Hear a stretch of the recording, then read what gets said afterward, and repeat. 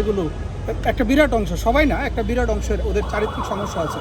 মূলত এই জামাতে এবং শিবির 1971 সালে যে গণদর্শনে বাংলাদেশে পাকিস্তানি আর্মিকে সহযোগিতা করেছিল, সেই জিনিসটা তো মানুষ বলতে বসেছিল। তো দীর্ঘদিন জামাত ইসলাম পর্দার অন্তরালে ছিল, তাদেরকে মানুষের জানা এবং বোঝার খুব একটা সুযোগ হয়নি। কিন্তু বর্তমানে তাদের হাতে যখন সামান্য একটু ক্ষমতা এসেছে, এই ক্ষমতাটাকে তারা কী পরিমাণ মিসইউজ করেছে সেটা আপনারা দেখেছেন। একজন নারী, সে 18 বছর বয়সে হয়নি, কিন্তু সেই নারীকে চাকরির প্রলোভন দেখিয়ে কিন্তু আপনার হয়েছে যে এই নারীকে আপনার নারীর সাথে সে অবৈধ সম্পর্ক করেছে।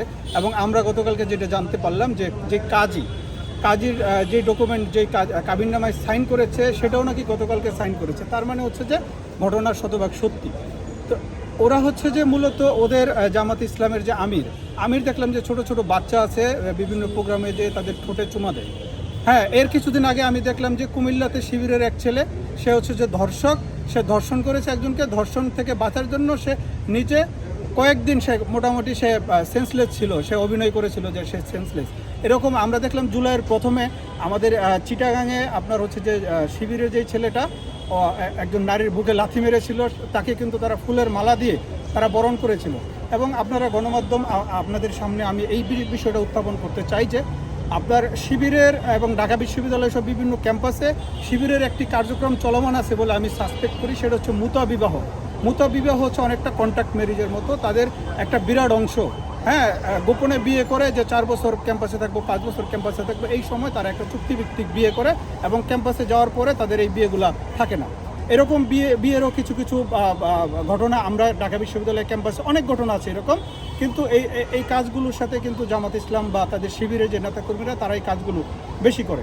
তো আমরা যে চাইল্ড অ্যাবিউজটা দেখেছিলাম, যে একজন নারী, তার বয়স 18 হয়নি, তাকে যেভাবে একজন পার্লামেন্ট মেম্বার, সে চাকরি জোর সুপারিশের সাইন করে যে সে এই সুপারিশটা করেছে এবং তার মাধ্যমে তাকে প্রলোভন দেখে যে সে বিয়ে করার কথা বলতেছে, মানে মূলত ধরা খাইলেই তারা বলে যে আমরা এটা বিয়ে করেছি। কিন্তু এরকম এই যে তার যে ড্রাইভার, সেই ড্রাইভার বলেছে যে এরকম অসংখ্য নারীর সাথে নাকি তার এরকম কেলেঙ্কারি আছে, অসংখ্য নারীকে সে বিছানায় নিয়ে গিয়েছিল।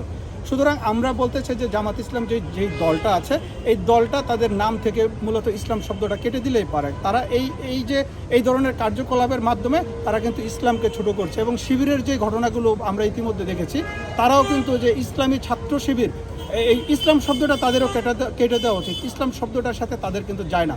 তারা ইসলাম শব্দটাকে এখানে অ্যাবিউজ করছে এবং ধর্মীয় রাজনীতির চূড়ান্ত পর্যায়ে তারা এখানে ইসলাম শব্দটাকে অ্যাবিউজ করছে। এজ এ মুসলমান, একজন মুসলমান হিসেবে আমি মনে করি যে তারা তাদের রাজনৈতিক দল এবং ছাত্র সংগঠন থেকে ইসলাম শব্দটা বাদ দিয়ে তাদের বাংলাদেশে রাজনীতি করা উচিত। তারা যে ধরনের রাজনীতি করে, সেই ধরনের রাজনীতির সাথে ইসলাম শব্দটা যায় না। ইসলাম শান্তির ধর্ম, ইসলামে কিছু বিধিবিধান আছে, সেই বিধিবিধানের কোনো কিছুই তারা ফলো করে না।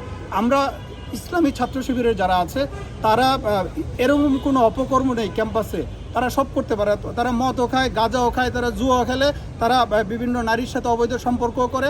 এইরকম অসংখ্য উদাহরণ আছে। জগন্নাথ বিশ্ববিদ্যালয়ে ভেরি সুন ইসলামী ছাত্র শিবিরের একজন নেতা, সে 3 জন নারীকে ইনবক্সে প্রস্তাব পাঠিয়েছে এবং 3 জন নারীর সাথে প্রেম করেছে। এবং 3 জন নারীর সাথে প্রেম করার পরে তাদেরকে বলেছে যে যদি ছাত্র শিবির না করো তাহলে সে তাদেরকে থ্রেট দিয়েছে। এবং পরবর্তীতে এই 3 জন নারী কিন্তু প্রক্টর বরাবর লিখিত দিয়েছিল যে এই ছাত্র শিবিরের এই নেতা আমাদের সাথে এই ধরনের বাজে ব্যবহার করেছে এবং আমাদের সাথে প্রেম করে আমাদেরকে একরকম ফোর্স করেছে ছাত্রী সংস্থায় যোগ দেওয়ার জন্য। সুতরাং আমি যেই কথাটা বারবার বলতে চাই, সেটা হচ্ছে ইসলাম শব্দটা বাদ দিয়ে তাদের বাংলাদেশে রাজনীতি করা উচিত। ধন্যবাদ।